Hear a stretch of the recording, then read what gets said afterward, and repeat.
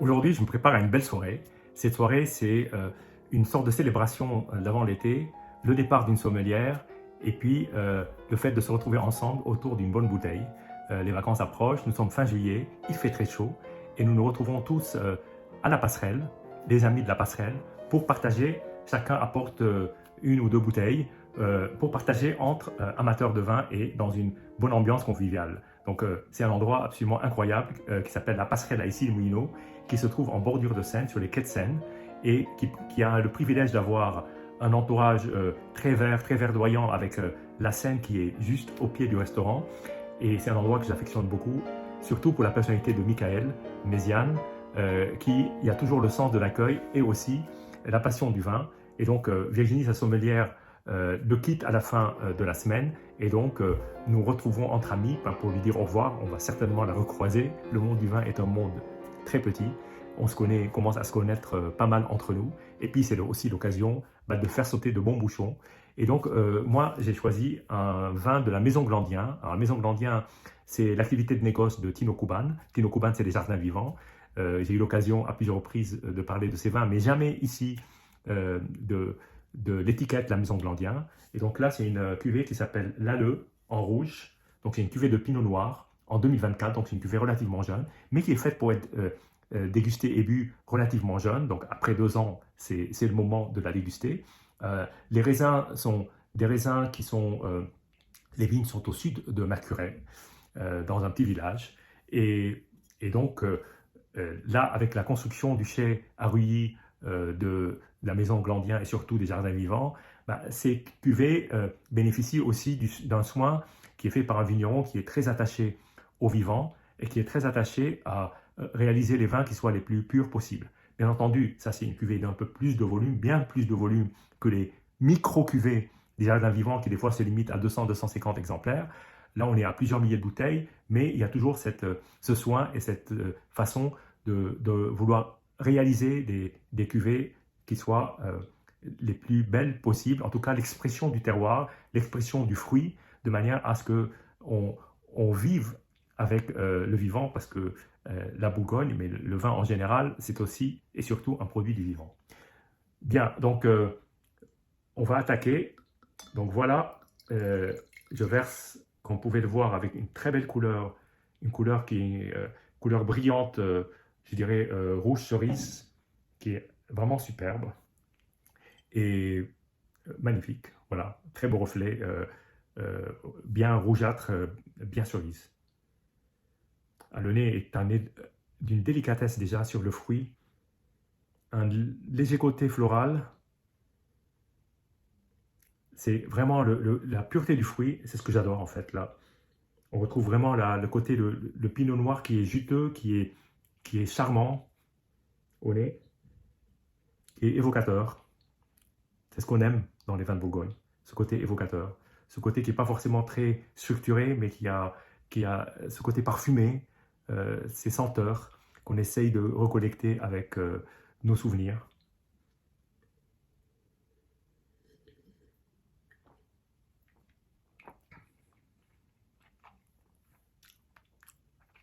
Alors, la bouche est tout de suite d'une très grande délicatesse, une très grande finesse, et on est sur une matière assez belle, qui est gourmande en même temps, et d'une grande allonge, comme quelque chose qui est à la fois délicat, à la fois fin, et puis très sur le fruit. Alors, ça n'a pas une matière très puissante, c'est plutôt une matière subtile, en nuance, en palette, plutôt fine, euh, pas aucun côté, je dirais, d'une matière très forte, dans le sens où ça vous prend un peu, là ça passe très délicatement sur le palais, et ensuite, bon, il y a une chouette longueur en fin de bouche, pas forcément très très longue, mais juste ce qu'il faut. En tout cas, ça laisse une très belle impression, sans aucune astringence, avec un fruit délicat qui vous tapisse le palais.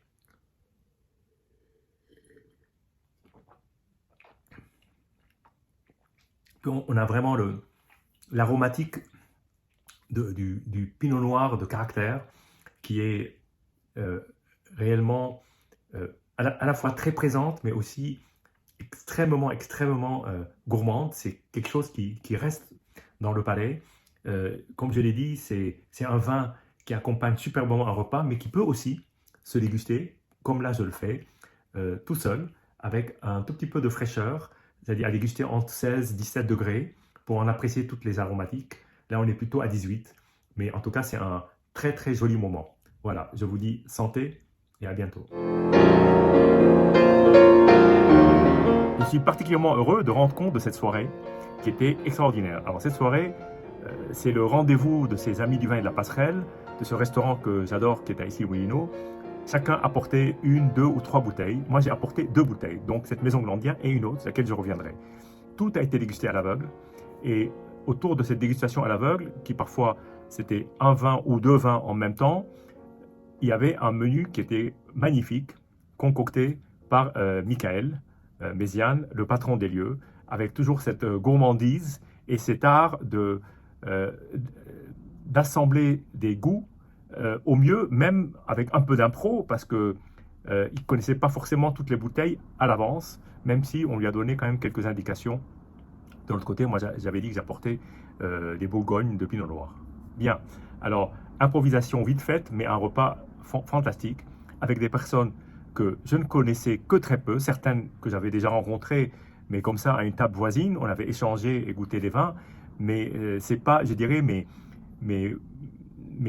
habitués des dégustations auxquelles moi je participe. Donc pour moi, c'était quand même une double, triple, quadruple découverte entre les vins et les personnes. Et évidemment, chaque vin qui est apporté par une personne, ou parfois c'est 2-3 bouteilles, finalement ce sont des choix personnels et on commence à mieux connaître la personne à travers les vins qu'elle choisit.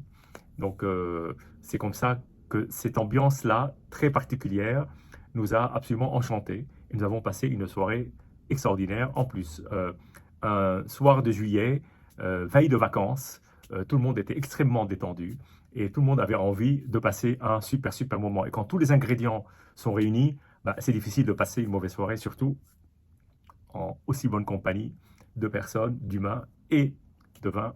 Que veut de mieux le peuple? Alors, il y a eu des champagnes dans l'ordre, du vin blanc, des rouges, enfin des vins blancs, des rouges, et nous avons terminé sur à nouveau champagne et vin liquoreux. Alors, bon, extraordinaire soirée.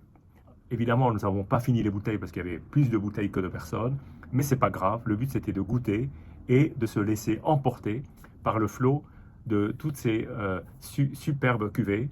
Je dois dire aussi une chose, c'est que même si les vins étaient plus ou moins rares, plus ou moins inconnus ou connus, ou parfois des grands labels, il n'y a pas un vin qui a dénoté. Tous les vins étaient superbes. Tous les vins étaient d'un très bon niveau, à commencer par l'apéritif jusqu'au dernier vin. Et c'est ce qui a en plus contribué à faire de cette soirée, évidemment avec un service impeccable autour, des verres parfaits, la bonne température, tout ça contribue à ces moments-là. Et la nourriture et le vin faisaient de bons compagnons de table. Donc voilà. Alors je vais passer sur les différents vins que nous avons goûtés en vous faisant part, comme souvent, de mes remarques, de mes observations. Je n'ai pas pris de notes, je n'avais pas de cahier, donc tout ça me reviendra de mémoire. Il y a évidemment des vins qui m'ont davantage marqué que d'autres, ça c'est normal, des goûts qui restent, et allons-y. Alors, premier vin d'accueil, bon, j'étais pas là, je suis arrivé un tout petit peu avec du retard, donc j'ai pas goûté un premier Meursault, laitillé, que je ne commenterai évidemment pas. J'ai commencé par un champagne, le champagne de Adrien Renoir, qui est un vigneron que je ne connaissais pas, juste de nom, j'avais jamais goûté.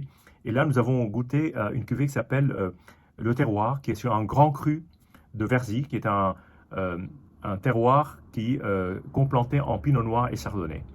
Tout de suite, la note est donnée pour ce magnifique concert, parce qu'on a commencé tout de suite par un champagne d'une grande fraîcheur, grande nervosité, vraiment superbe, parfait pour l'apéritif, très belle définition, très belle précision, et c'était un vrai régal. On était sur un champagne sur la jeunesse. On va voir qu'après, on va quitter la jeunesse pour aller sur des rives de champagne plus vieux, parce qu'il se trouve qu'à côté de moi, il y avait 2 grands amateurs de vieux champagne, mais pas seulement des grands amateurs, mais aussi des nez et des palais assez exceptionnels, comme il m'arrive rarement, franchement, de voir et d'expérimenter, mais d'une connaissance, mais aussi une finesse pour analyser des vins à l'aveugle. Et ils se sont, en partie, il y en a un qui s'est peut-être planté qu'une seule fois. Tout le reste, c'était d'une précision sur les millésimes, sur le profil. J'étais assez impressionné, très franchement. Bien, alors sur les champagnes suivants que nous avons dégustés, il y avait donc 2 verres avec des couleurs assez extraordinaires. Deux couleurs très dorées, dont une qui allait carrément vers le thé, on dirait même un vieux sauterne, un vieux Yquem. Mais non, c'était bien du champagne. Il y avait encore des bulles, il y avait une expression dans les verres. Et il y a un de gauche qui m'a paru d'une telle grande profondeur, assez impressionnant. L'autre était plus sur la nuance, moins puissant, mais tout aussi bon. Alors, ces 2 champagnes étaient du même millésime, 1990. Donc, c'est des champagnes qui ont 36 ans. Alors, ceux qui pensent que les champagnes sont faits pour être bu dans l'année, ce qui est malheureusement le lot de la très très très grande majorité des champagnes, ben là, vous seriez surpris de vous rendre compte à quel point ces vins sont superbes. Donc, il y en a un qui c'était une cuvée assez rare, très très rare, difficile à trouver. Si vous regardez sur Internet, vous aurez du mal, à part Vivino et Cellar Tracker qui les ont simplement référencés, ben, c'est difficile de trouver. En fait, c'est un champagne du domaine Philibert de Manneville, donc 1990. Je ne me souviens pas du nom de l'œnologue ou le chef de cave qui a vinifié ce champagne, mais en tout cas, les raisins appartiennent à Philibert de Manneville, donc un champagne sur le Ménil, donc 100% chardonnay grand cru. Et de l'autre, c'était un champagne Taittinger de la collection, qui est peinte par des artistes. Donc 1990 a été peint par un artiste hollandais qui a le surnom de Corneille, mais dont le prénom est Cornelis. Et très très belle bouteille, à la fois visuellement, mais aussi en bouche, superbe. Il y a de très très très beaux vins chez Taittinger, et ça, c'en est un exemple. Ensuite, nous sommes passés à un autre duo de mémoire. C'était 2 champagnes, un champagne plutôt jeune, qui s'appelle les Couards, qui est du domaine qui s'appelle Chartogne-Taillé, qui est peut-être un nom que vous connaissez, en tout cas. Chartogne-Taillé est une très belle maison en Champagne qui fait des...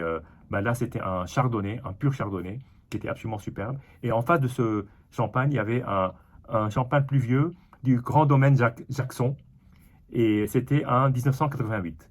Donc, c'est avant les cuvées qui aujourd'hui ont des numéros 742, 741, 743, etc.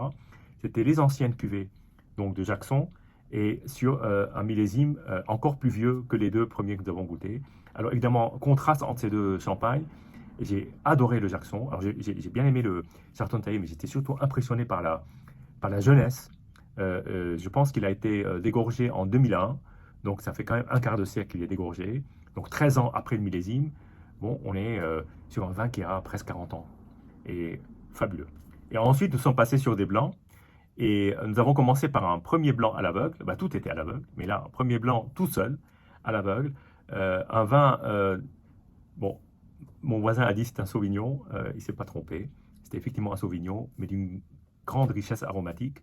Un Sauvignon qui est charnu, je dirais presque charnel, mais avec une très très belle évolution en bouche qui frappe. C'est pas un jeune millésime, loin de là. D'ailleurs, la couleur était une couleur plutôt évoluée. Et là, c'était Silex, la cuvée Silex d'Agno. Donc, grande cuvée, superbe. Donc là, on était sur donc un blanc fumé de Pouilly, donc c'est un Pouilly fumé, qui était vinifié par Louis Benjamin. Donc 2014, c'était déjà Louis Benjamin. Et une superbe cuvée qui allait très bien avec la nourriture que nous avons pu déguster, magnifique. Ensuite, un vin qui sortait des palettes aromatiques que nous avions jusque-là, entre le champagne, le Sancerre, etc. Quelque chose qui était plus nature, plus brut, quelque chose qui me rappelait certains vins, mais j'ai pas réussi à situer.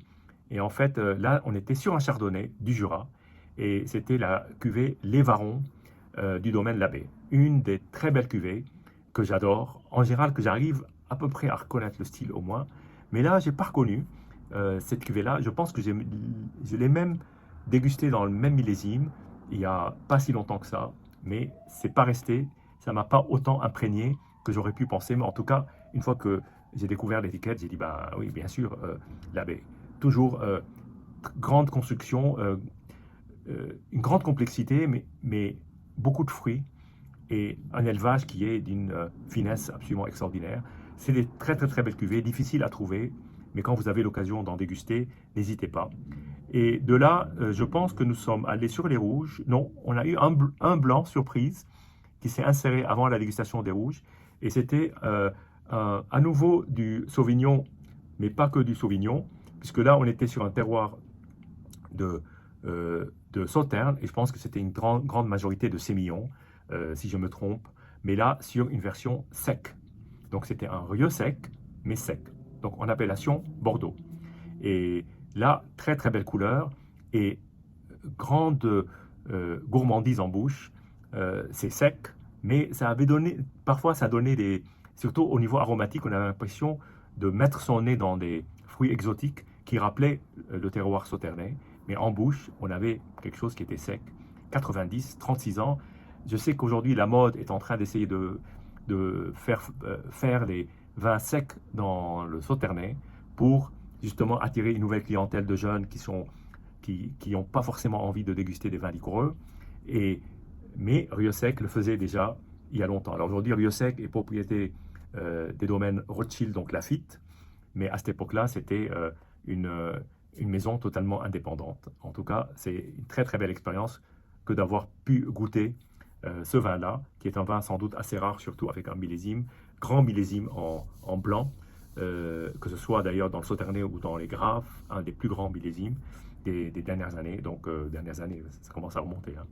Donc, ensuite, nous sommes passés au rouge, et là, nous avons eu bah, deux rouges, mais pas tout à fait. En fait, nous avons eu un rouge et un vin qui, en fait, techniquement est un rosé, puisqu'il s'agissait de mettre face à face un vin de Langlore, totalement à l'aveugle, Langlore en vintage, la version vintage Tabel Vintage 2021, que j'ai trouvé absolument sublime. Pour moi, ça a été un des grands coups de cœur avec le Manville de la soirée. Et face à cet Anglore, je l'ai reconnu bien entendu, c'était la maison Glandien, donc l'Alleux.